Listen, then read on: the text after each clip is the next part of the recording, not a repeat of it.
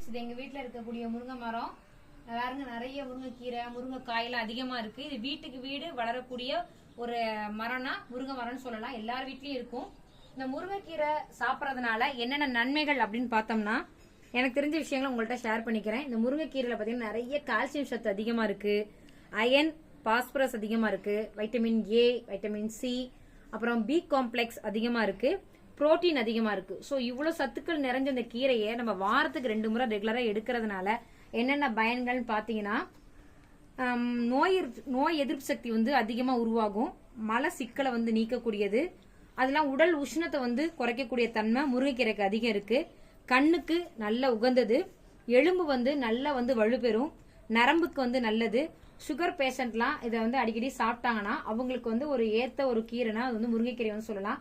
இந்த முருங்கைக்கீரை மட்டும் கிடையாது, கீரை, காய், பூவு, தண்டு எல்லாமே பயன் தரக்கூடிய ஒரு மரம்னா முருங்கைக்கீரை தான்.